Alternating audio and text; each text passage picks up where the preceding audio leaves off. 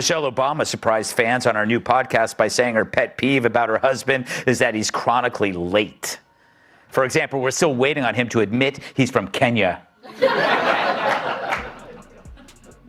And as for Barack's pet peeve about Michelle, he's mad that she keeps leaving the toilet seat up. When she cleans it. When she cleans it. I regret that. Picture this. It's quiet. The internet is bored. And then, bam! Greg Gutfeld walks in like a caffeine-fueled raccoon, knocking over every talking point in sight. This is not a debate. It's a verbal roller coaster where logic forgets its seatbelt and sarcasm drives. Somehow, Michelle Obama ends up in the crosshairs. The crowd gasps, and your curiosity screams, "Wait, what just happened?" Buckle up, you're absolutely not ready for this. Seriously, pause, blink twice, and question reality before pressing play now. Taking away our freedom to control our bodies, the freedom to become a mother through IVF like I did, those things are not going to improve the health outcomes of our wives, mothers, and daughters. Meanwhile, current reporting has called his entire job and educational history into question. So who hired this guy? The head of the Des Moines School Board is Jackie Norris, Iowa Democratic candidate for senator and former chief of staff to none other than Michelle O. Her job, by the way, was to provide new phone books after Michelle would rip them in half. The whole thing kicks off like someone tripped over a red carpet and accidentally landed inside a cable news funhouse, where mirrors stretch logic, shrink patience, and inflate egos to parade balloon size. Michelle thinks American men suck. Let me warn you, your rage does not exist in a vacuum. If we don't get this election right, your wife, your daughter, your mother, we as women will become collateral damage to your rage. To the women listening, we have every right to demand that the men in our lives do better by us. Somewhere in the middle of that carnival, Greg Gutfeld strolls in with the energy of a guy who knows exactly which buttons not to press and presses them anyway with the enthusiasm of a caffeinated raccoon. Even if they run Michelle. According to a new poll, Michelle Obama isn't as strong a Democratic candidate against former President Donald Trump as many Dems would have you believe. In a hypothetical matchup, my favorite kind, Trump wins with 47% of the vote compared to Michelle Obama's 44%. I guess some of the kids whose school lunches she ruined are finally old enough to vote. Remember that? And what have we here? Is it independent candidate? Across the ring floats Michelle Obama, not physically present, of course, but hovering like a very polished cloud of moral certainty, drifting serenely while occasionally reminding everyone that she is, indeed, above the nonsense, even while responding to it in a 10-minute speech that insists she's not responding to it. Have to use our voices to make these choices clear to the men that we love. Our lives are worth more than their anger and disappointment. What's that pitter-patter sound I'm hearing in the background? It's the footsteps of Barack running to vote for Trump. So, Kat, they know that they're having a hard time with men. Right. Doesn't seem like this is the right strategy. No. And that's where the comedy really starts. Because nothing says unbothered quite like an extremely articulate explanation of how unbothered you are, delivered with the seriousness of someone unveiling a new constitution. Greg, meanwhile, reacts the way a cat reacts to a laser pointer. He doesn't care what it is, where it came from, or why it exists, but he's absolutely going to chase it until someone knocks over a lamp. So there he is, dissecting the moment with that signature expression that suggests he's halfway amused and halfway disappointed that the universe keeps offering him material. Greg responds by acting like he just found a self-help book in the fiction aisle and can't decide whether to laugh or alphabetize it. One side speaks in sweeping declarations about society, history, and the destiny of the nation.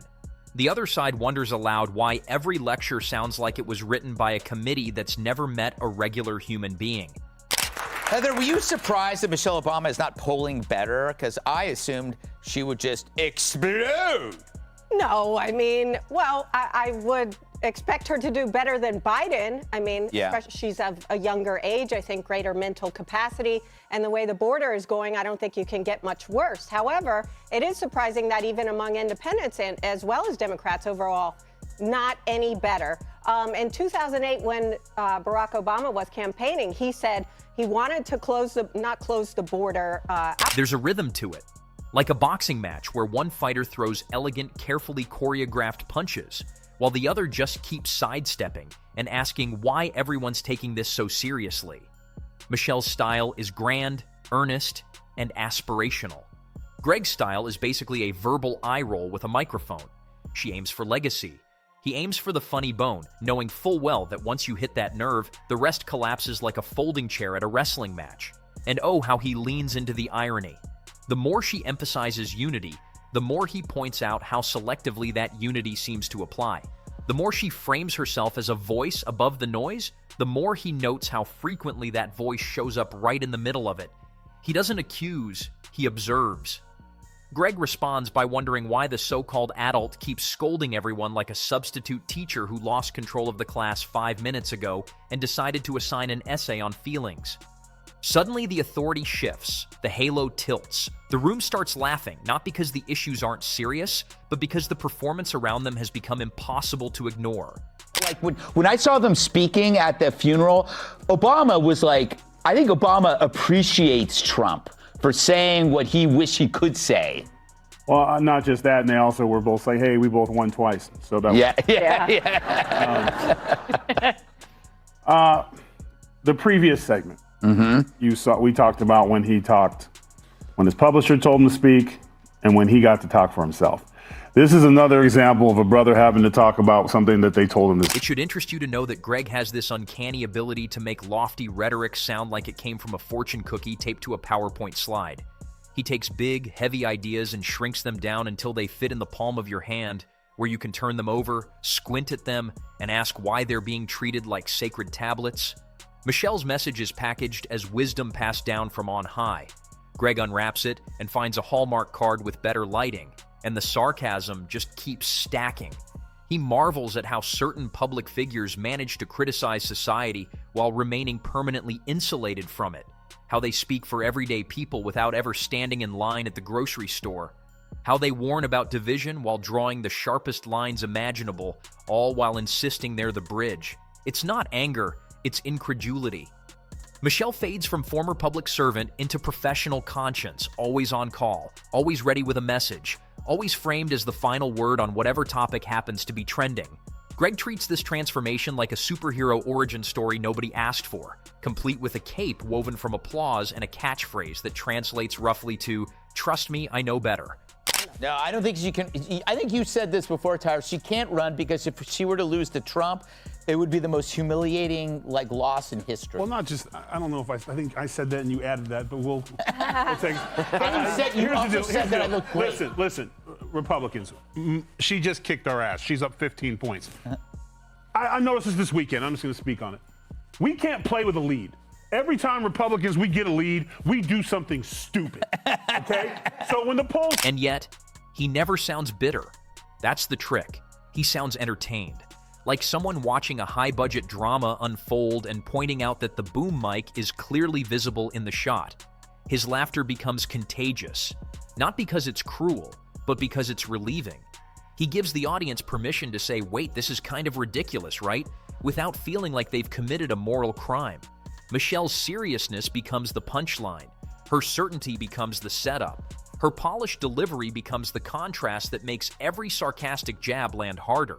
Greg doesn't need to insult her. He just needs to let her tone echo in the room long enough for people to realize how heavy it is. He treats her statements like overpacked suitcases, watching them burst open on the conveyor belt while everyone pretends that's normal. As the chaos rolls on, the humor gets more exaggerated, more theatrical. He imagines a world where every disagreement is resolved by a former First Lady gently scolding you from a stage lit like a TED Talk, while inspirational music swells and the audience nods in synchronized agreement. He wonders if there's a punch card somewhere where after 10 lectures you get one free independent thought. The exaggeration works because it feels only half imaginary. Well, for one thing, I never believe anybody who says that an issue keeps them up at night. It's usually spicy foods. Yeah. But Michelle Obama says the deportations keep her up at night. So maybe there is some truth to Barack's birth certificate. And way to tip off Trump. Oh, please, I'm really worried about these deportations. I mean, just get a divorce already. Don't try to get him deported. There's a lot of conflation going on here. Deporting illegal immigrants isn't the same as deporting citizens. Then comes the mock admiration, the kind that drips with sweetness while quietly pulling the rug out from under its own feet. He marvels at the confidence it takes to speak as if your perspective is the default setting for morality. He applauds the bravery of telling millions of people how to think while insisting you're just sharing your truth. It's sarcasm so smooth it almost sounds sincere, which makes it even funnier when the audience catches on. The script never pauses. It doesn't break into segments or reset the energy. It just keeps rolling forward, building momentum, stacking jokes on top of observations, on top of irony. It's about puncturing the performance, about reminding people that no amount of eloquence can substitute for self-awareness, and no amount of applause can turn opinion into fact. The laughter becomes a form of resistance, a way of saying that reverence doesn't have to be automatic, and that questioning isn't the same as disrespect. I love these socks. What's with these socks? It's in honor of the T-shirts. I'm trying to stay focused, but I'm very impressed with the VP's socks. Portion of a handwritten letter the former president sent to his then college girlfriend, Alex McNear. Alex, eh? Back in 1982. He talked about his, quote, androgynous mind and wrote, and I'm quoting Obama here, I make love to men daily, but in the imagination. The ending doesn't feel like an ending. It feels like the punchline trailing off into another thought, another raised eyebrow, another unspoken question hanging in the air. The audience is left amused, slightly shocked, and oddly refreshed, as they've just watched someone rearrange a very expensive living room and realize it looks better without all the extra furniture. And that's the magic of it. Greg doesn't destroy with force. He dismantles with humor. Michelle isn't attacked. She's reframed. The whole thing feels less like a takedown and more like a roast delivered by someone who insists he's not roasting. He's just holding up a mirror and laughing at the reflection. The commentary keeps spiraling not downward, but outward, like a galaxy of self-importance expanding faster than anyone can keep up with. Greg's tone shifts into that dangerous sweet spot where mockery sounds like curiosity, as if he's genuinely fascinated by how a single person can manage to be everywhere and above everything at the same time. It's almost scientific, almost respectful, almost. Netflix will be premiering a new film about a trans chick working in an Argentinian coal mine. Yeah, it's called The Queen of Coal, which isn't as good as their original title, Shaft.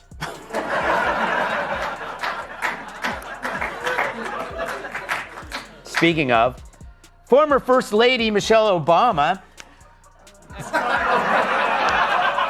slammed aging leaders for holding on. He starts marveling at the sheer efficiency of it all. No elections, no accountability, no awkward follow-up questions, just a perpetual advisory role granted by vibes alone.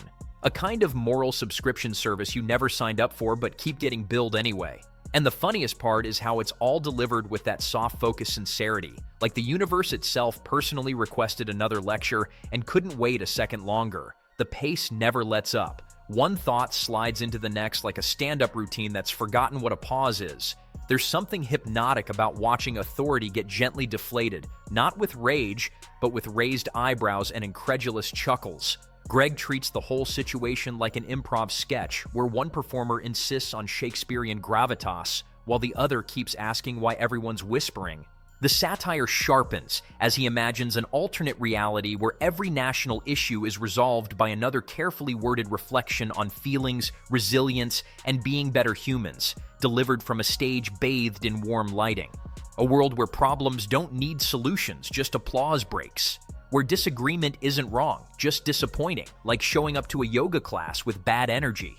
This is one of Reagan's funniest jokes because it's so true. I recently asked my friend's little girl what she wanted to be when she grows up. She said she wanted to be the President of the United States. Both of her parents, liberal Democrats, were standing there. So I asked her, "If you were president, what would be the first thing you would do?" "Well," she replied, "I'd give food and houses to all the homeless people." Her parents beamed. "Wow, what a worthy goal," I told her. "But you don't have to wait until you're president to do that. You see, you can come over to my house." What keeps the momentum alive is how the jokes keep landing without ever feeling recycled. Each jab builds on the last, layering irony on top of irony until the whole thing feels like a towering cake made entirely of polite condescension and unsolicited wisdom.